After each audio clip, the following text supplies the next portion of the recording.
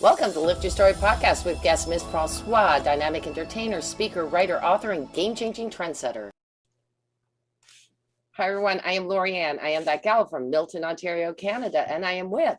I am that guy. I am Roy Miller from Dallas, Texas. Welcome to our Lift Your Story podcast. In this episode, we welcome Mss Francois, and she is a dynamic entertainer, a speaker, writer, author, and game-changing trendsetter. Thank you so much for being with us today. Woo, I sound so amazing and sexy all in one sentence. Thank you. Okay, so in your bio, you have a show where you talk about dysfunctional relationships with a little humor. Mm-hmm. So tell us a little about these dysfunctional relationships. So the first thing I want to say is that all relationship has some kind of dysfunction. Even Mr. Roy Miller, who been married for 50 years, most likely had 49 years of dysfunction and 1 year of happiness. So we all have dysfunction, and we have to be able to solve these issues, communicate, talk about it to get over certain dysfunction. So my show, instead of you being sad and, eating yourself into a coma and not bathing and being all depressed, I add some humor, and I have different people that come on that can help navigate you through your relationships. I have fun episodes, entertaining episodes. It's a lot of different things, but it all come right back to relationships. Yeah. Well, my favorite thing is like my family. I say, if you look up dysfunction in the dictionary, you'd see our family with a capital D in a group photo. And so I always thought, our family has got to be the most screwed up family, there is. But then you talk to people, I tell people, they'd say, oh man, my family, I said, hey, give me your best shot. I bet I can beat it. But then there's some people I'm going like, holy cow, I thought we were bad. And Roy, and you're like, oh, one of them. And that's the one you want to go hug all your family members, like, thank God you're not as dysfunctional as I thought you were. Yeah. But it's funny because I guess, like you say, everybody has some kind of dysfunction in their relationships. Exactly. Maybe not as extreme as somebody else, but there is dysfunction in all relationships. Yeah, and in relationships, it's if people want certain things to work. Because sometimes people, as soon as a problem arises, someone wants to, exit. And that's not how it's supposed to be, especially if you're married. You made vows. You should try to reflect that in your vows by searching out different things and different ways that we can make adjustments and make things work. But I think these days, a lot of people are quick to run because it's so much more easier. Yeah, I believe that too, but you also have to look at the other side of things too, is when you've tried to a certain point where it's better to say it's over. Okay, Lorianne, I see where you're going with this. Obviously, you still have resentment. No. No, I would say that I would have if I stayed. Okay, good. Does that make sense? So right, and that's knowing when because again, it's always two people have to want it to work. Because sometimes if one person wanted to work, it's not going to work.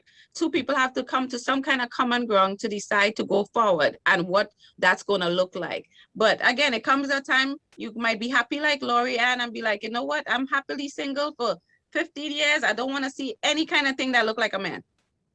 Okay, I'm not that far, but right on the edge there, But around, people are talking me into it, saying, "Don't give up on love," and I'm going,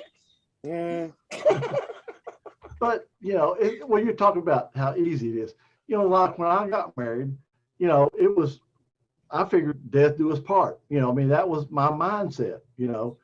But it's funny now. The younger generation will say, a lot younger than me. I worked with a girl. She'd been married once, and she was going to get married again. So I asked her. I said, "Well, you think this is going to work out?" She goes, "Well, if it doesn't, I'll just get a divorce." And I'm kind of like, why would you even want to get married if that's your thoughts? It's kind of like, I don't like these shoes, I'll get a new pair. So I was even on this podcast where he says he think it should have a contract in marriage that every 7 years you have an option to exit. And I said, if you have an option to exit, sometimes you're gonna wait for that 7 years, like, thank God, I know I can exit this relationship. You're not gonna work as hard. So I No. didn't agree with him, and we had like a whole back and forth with that. Well, marriage is like a job. You have to work at it. Amen. I mean, and both people, not just one, both people. You know, it's a give and take. I mean, it's like a job. Yeah, but people You show up every people day. forget that though. People think, Yeah. and a lot of people say it call it what it is, the Disney syndrome, where every Cinderella, Snow White, all those stories end with happily ever after, and no one sees anything after that. So everyone thinks, oh, we have this big wedding, we spend all this money we can't afford to spend, we end up in debt, and we're gonna live happily ever after. And as soon as people recognize that's not the case, a lot of things could be adjusted. Yeah. Well, I know I was the only white knight I've seen in a long time. You know what? In fairness, people ask me why have you never remarried?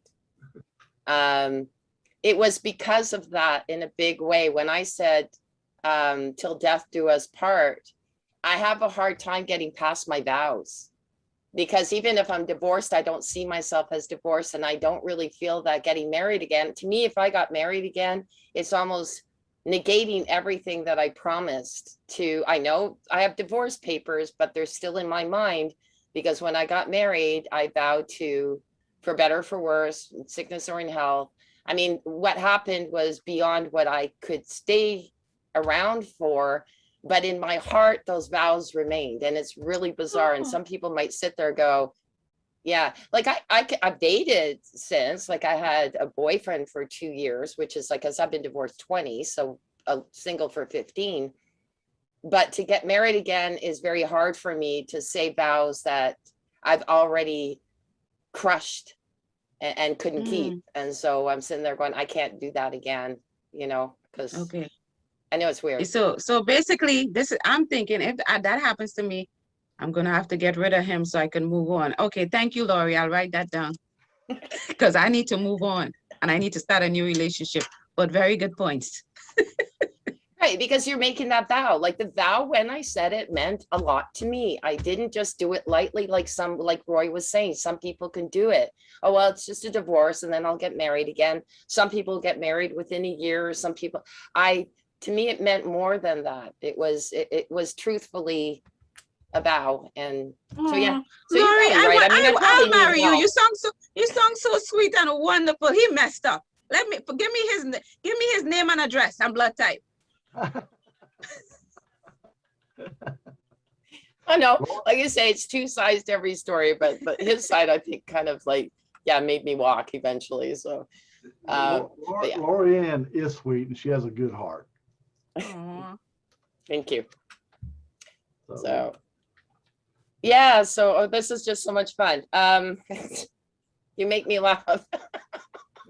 I wish I don't know. I mean, I want to kind of say why. I mean, okay, I may as well. What the heck? The whole pretty world knows. Like, the reason I left him was because first he had an affair with a friend, then he had an affair with my sister. By the second time, I couldn't deal with it anymore, because seriously, I would have carried that. And some people can forgive, but that's a really, really, really tough one. No, really? I'm not joking. You made it sound like I could have done it, but I don't know. What? You're lucky. Yeah. Oh, he's lucky to be still alive. You're an amazing woman, okay? Well, I'm not that strong. And one of the things, like when people infidelity is involved, right? I always say this: say no matter who it's with, right? And even if you said, okay, I didn't forget, but I forgive. I always say, if you end up in an argument or disagreement a month later, a year later, some people bring the stuff. Yeah, you cheated with my sister, and I'm like, if you can't get past that, then you should leave. Because who wants to be in a relationship like that, repeating the same thing over and over? And I've seen a lot of relationships continue like that. I mean, if it worked for them, great, but it can't work for me, because if I can't get past that, what's the point? Yeah. Well, so I know you're thinking I sound pretty smart, right? Yeah. You are. But the thing is, you know, I mean, I could never get past it. You know, I mean, and I guess probably one thing that maybe this helped us stay married as long as we have is that we We both agreed to be honest, transparent.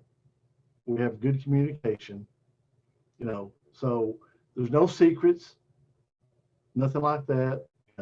So I think that's one of the things that's helped us last as long as we have. And I had a guy say something one time. He said about his wife wanting his password to his phone. I go, "What's the big deal?" He goes, "Are you crazy?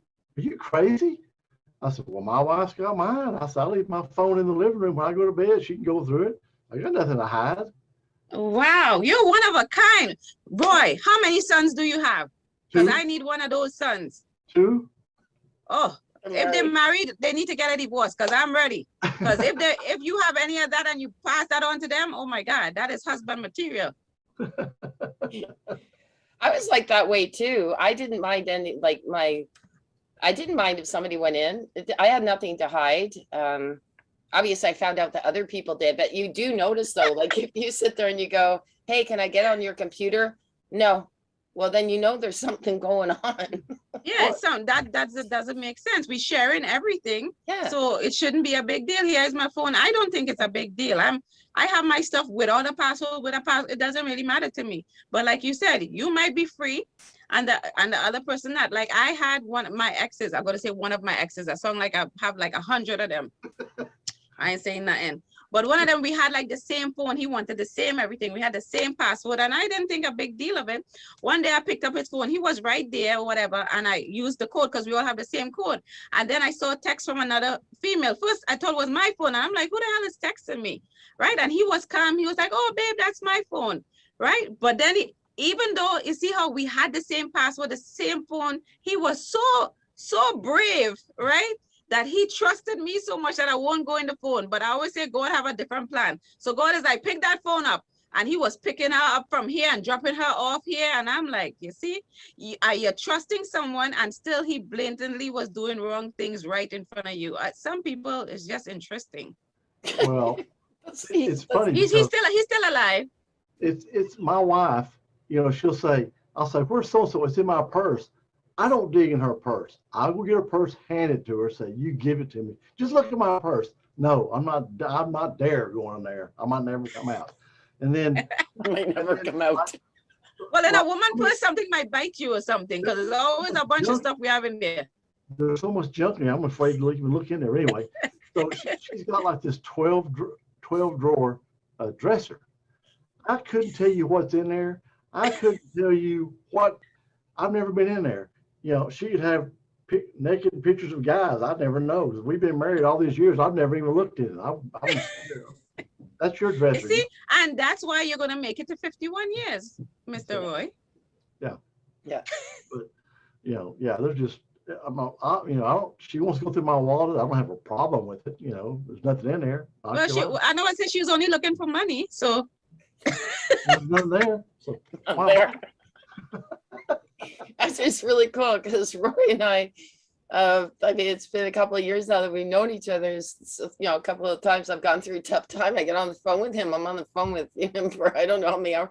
Barbara never says anything. Sometimes she picks it up and she'll say, "I'll have him call you back." And then she'll get in on the conversation too. I mean, it's great. Right. And a lot of people, a lot of wives, because I call him a confidant or whatever. He's married with 5 kids. And a lot of other people are uncomfortable with our relationship. And I'm like, the wife is fine. Same thing, like I'll be talking about a guy and she'll come out from nowhere. "Oh my God, I can't believe that happened." And that's because they obviously have an open, secure relationship. So even if here with him, it's not only just me. He has 3 other women that we all call ourselves like the confidants, because we say friends, sleep with your other friends. So confidence is to the next level. Yeah.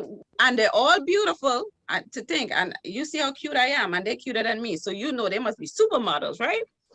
And she's comfortable with all of us, and other people can't believe it. And I'm like, if you have a problem with it, that means that's something you have an issue with in your own insecurities. If she finds sometimes she has to be defending me, like we do certain things like podcasts and different things together, and she's like, "You're gonna let her with your man?" And she's like, "Yes, it's not an issue, but that's trust."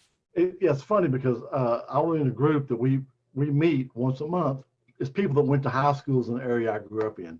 And so this girl tapped me on the shoulder one day and she asked me, she said, did you go to Kimball? And I go, yeah. She says, what did you graduate? I said, 69. She goes, well, I was a graduate 69. So what's your name? I said, oh, I'll look you up anyway. To make a long story short, we became friends. We see each other once or twice a month in these groups. And, you know, she asked me, she said, do you mind if we take a selfie? I go, no, it's fine with me. She goes, is it okay if I post it on Facebook? I said, I don't care. She goes, well, do you think your wife will mind? I said, not at all. I mean, it's a picture, you know, and, you know, so, and we take pictures all the time whenever we have these deals, you know.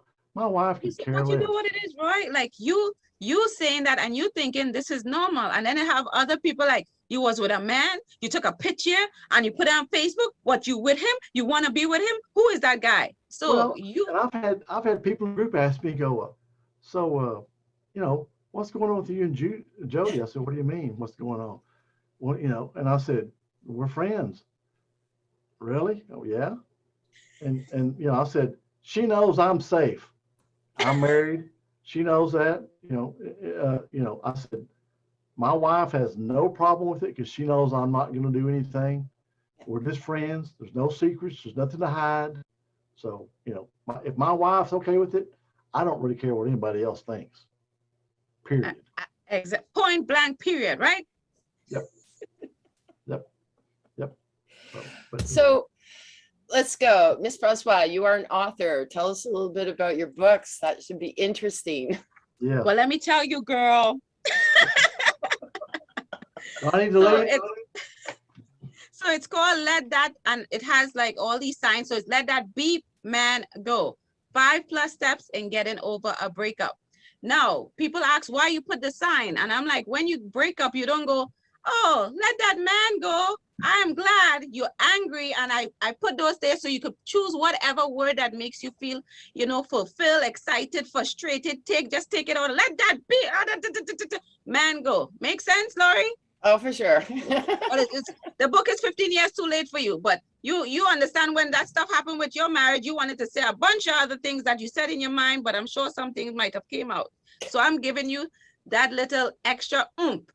And basically it's 5+ steps to getting over a breakup. I always say I can't keep a man, but when I get over him, I could get over him pretty quick.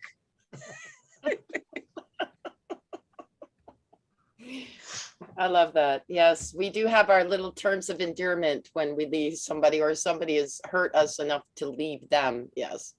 I like that. Yeah. Terms of endearment. You sound so proper. I like you. Politically correct and everything.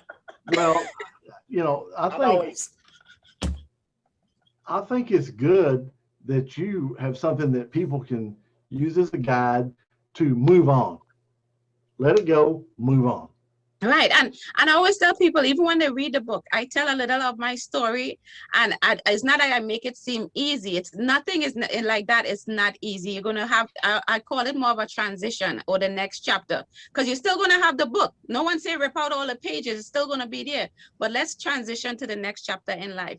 And I found that a lot of times in relationships, especially females, we tend to put everything on the other person. We take care of the husband, we make sure the kids are fine. And a lot of times in relationships, we forget about ourselves. Now, the men are great, but I'm just here for the woman right now. But some of these things I put in could be used both ways. Make sense, Roy? I don't want to make you to feel left out or anything like that. Because I see like a tear in your eye. So I'm just making sure you're okay. Yeah, but no, you're right. It is both. Both need to learn how to cope and move on. Yeah, right. and a book like yours, I think, is important. I mean, humor needs to be put in there, and you do. I felt very alone when I was going through what I was going through, and that's where you don't want to. And when I watched the First Wives Club, I don't know if you've ever seen that movie, but I love it. And I'm sitting there going, "Where are my friends? Where are my friends?" I want the First Wives Club. Somebody was a little angry. And then I was like, later on after I watched it, I thought, wow, it would have been so much fun to have something or someone to feel that First Wives Club feeling with. And it wasn't so much to go after revenge, because I think it's hilarious because they're all revenging they're either, well, of course, Bette Midler stayed with hers, but it was just kind of that sisterhood, and I guess, and there's definitely, like, I know that my ex-husband had his male group of saying, do this, do that, but I didn't have that. And that's the other thing you have to watch out for when you get married. Quite often a woman will become friends with all of a sudden your girlfriends that you grew up with tend to be a little bit further away than the guy group, and not so much maybe today, but when I got married, that was typical. And my mother always said, it happened. I think it still definitely happens today. And I get the thing of marriage. You all bonded. You all going over here to start a family. But there must be some kind of balance that could be had where you can't be hanging out with the girls every weekend. But some people just totally separate. And the only time you might call a girl is when something happened, and by that time your girlfriend don't want to hear from you because she can't hear from you no other time. Right. And that's even one of the steps. Like I say, link up with your friends, but I always like to specify. Some people think after you break up, you link up with your friends. Let's party. Let's get drunk. Let's find your man. Avoid those friends. Right. So I point out just making sure you have the right friends. Like I said, I call them confidence, and I also say you have different friends for different things. You have the friend that's going to party and drink. Maybe you talk to them once every 6 months. You have the friend that's into personal development. Maybe you talk to that person once a week. So categorize your friends. And a lot of the times when things like this happen, you don't want any kind of feedback. You don't want anyone to solve anything. You just need someone to listen sometimes. And I think a lot of us females, when we have the friendships, you have the girl chiming in, girl, you should have done this and you should have left him, and she don't even have a man herself, like, now. Okay, so be conscious of who you're getting advice to. Like, I would go to Roy and his wife for some advice. They've been through some things like that, but I'm not going to go to the single friend that don't come to me because I can't even keep a man, but I can listen. I know it's amazing how smart I am. I don't know how I do this. I think it's important that even when you get married, that I've got my friends, she's got her friends, and we have our friends. Oh, nice. So if I want to do something, I'll do it. If she wants to go do something with her friends, that's fine. We have friends together we do things with. Not, I don't think that you should have to give up your friends just because you're married. Now, there may be some of those friends you might need to put a little distance in between, Oh, so you had some of those friends you need to put some distance, huh, Roy? Well, I had some friends that were, how can I put it? Well, they were just a little different than me. You're so nice. They tended to get in trouble and I didn't, and I just, so yeah, we're still exactly, because those friends could tend to lead you astray. We're all human, so, and it's good that you recognize that and separate. Like I said, separate your friends in certain categories. Mm-hmm. I like that. Don't have to give them up. Just separate them and know when the right event is to be with them. Oh yes, Lori. Oh yes. and to your point, Lori-Ann, I think a lot of times, your friends, when something like that happens, they don't really know how to respond or how to react. And I think that's why they kind of tend to back off. They're not sure what they should or shouldn't say, and just like Patrice said, if they could just be there to listen so you can vent or whatever, that helps people. But not, well, you should have done this, it's not, you don't want to hear that. You want somebody just to listen to how you feel. The only thing is, I will have to say, at the beginning of a separation, when, in particular, I think in betrayal, it's really pathetic for your poor friends, because all you do is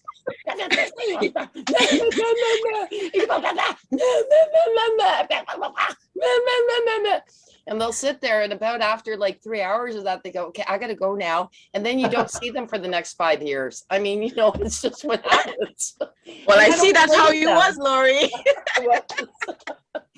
And I don't blame them, but the ones that did stick by, were the friends that were there for you. But there were a couple of them going, wow, you're really messed up right now, girlfriend. I don't want to see you anymore for a while. Yeah, call me when this is over. Call me when this is over. Well, I worked with a guy, him and his girlfriend split up. And I mean, every time he saw him, he would just go into it. He would tell people walk in the office that don't even work there. He's telling them, the FedEx guy, the UPS guy, We go to eat lunch. He tells the waitress. I mean, it's like Craig, you got to let it go. I mean, nobody wants to hear this, But I mean, he would just. But you know what they said? I don't know if you know Les Brown. Like he said, some people, regardless of his relationship, whatever problem they have, sometimes they don't want it solved. They just want to keep regurgitating the same thing because they just want everybody to just listen and be sympathetic with them. That's someone that doesn't want to get over it and just want to stay in that space. So he might need more help than talking to them. I might agree to disagree to agree. Because I think that there's a certain particular moment. So if it's in the first year that something devastated happening to you, you are going to regurgitate it because you're trying to purge your feelings. And I think that over time, you start to realize that shut up. But the thing is that you're doing that out of pain. It's like there's a song, you didn't see, all you could see was your pain. You didn't see my pain. All you could see was your pain. Because when somebody's in pain, they don't see other people's pains. They only see theirs until they can move forward on it. And in relationships, it can be severely painful to the point where they do have to repeat it, to the point where they purge it, to the point where they realize that they're really freaking annoying and they got to shut up. But I mean, you feel you have empathy for somebody, you have sympathy for them. Yeah. But after about 3 or 4 weeks, it's kind of like, okay, it's enough. You got to move on. No, it's going to go on for about a year, Roy. At least. Yeah, Laurie's talking from experience. Okay. Yeah, but 6 months anyway. And everybody is different. Like she said, it's according to how it ended and why it ended. So it's a lot of things that different factors play into that. Absolutely. For Laurie, it was about 6 months to a year. Yeah. 13 years. For me, no. What? I'm kidding.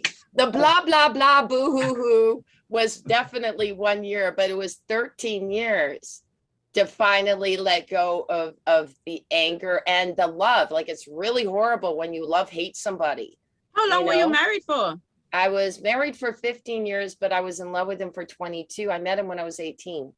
Oh, wow. My was God. my Your first whole love. brain, heart, long live out. Went to And that man. My goodness. 3 kids with him too. So yeah. Yeah. Okay. It was tough. As soon as I come to Canada, Laurie, I'll still give you a hug, even though it's been years. Okay. Oh yeah, for sure. But we can laugh about it now. Yeah, exactly. I'm okay with that. People will go, oh, I'm so sorry. I'm going, well, no, I'm not anymore, because I realized my life now is better, right? I mean, I wish it would have ended better. I wish you would have just said things are not doing well, let's just end it. It would have ended better. But whatever the case, we probably wouldn't have made it anyway, considering because of the secrets and the lies.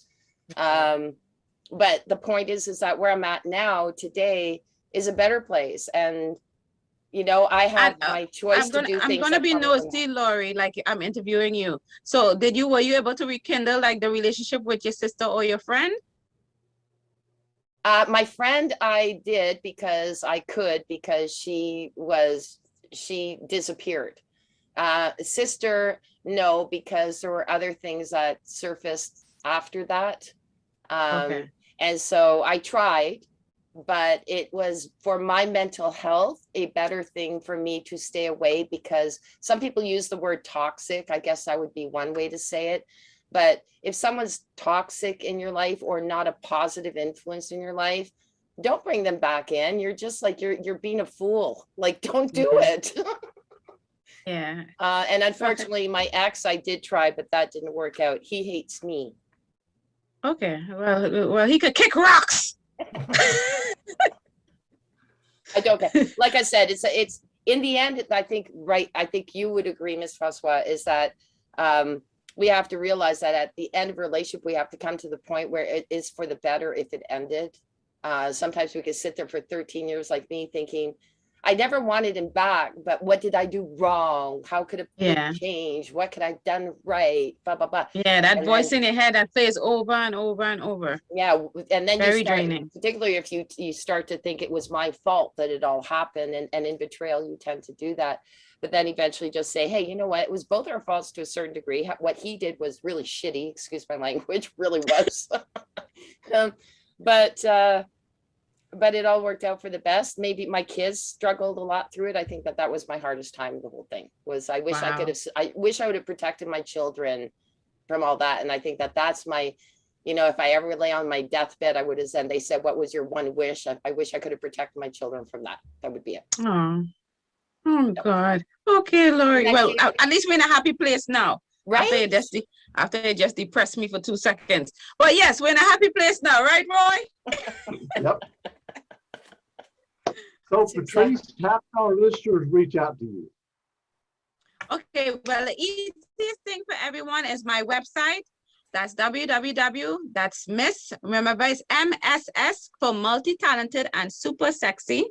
So it's MssFrancois.com. Okay. And you can find me on all social media. For any social media you could think of, I'm there. That's And your awesome. books on Amazon? Amazon, correct. And you can still go on my website and get it. One-stop shop, www.mssfrancois.com. Cool. Perfect. Okay. Oh, thank you for the laughter. That was awesome. I actually Yeah. was in tears laughing. That was great. This was No problem. You guys were awesome. Okay, well, thank you for being our guest. It was a pleasure to meet you. No problem. Have a wonderful day. Maybe I'll see you in Texas, Roy. Okay, let me know. All right. You all have a good night. All right, you too. Bye-bye. Bye. Bye-bye. That was awesome. Okay, so I guess we're still recording. How do I stop there? Thank you for listening to this episode. Be sure to visit us at lifterstory.com.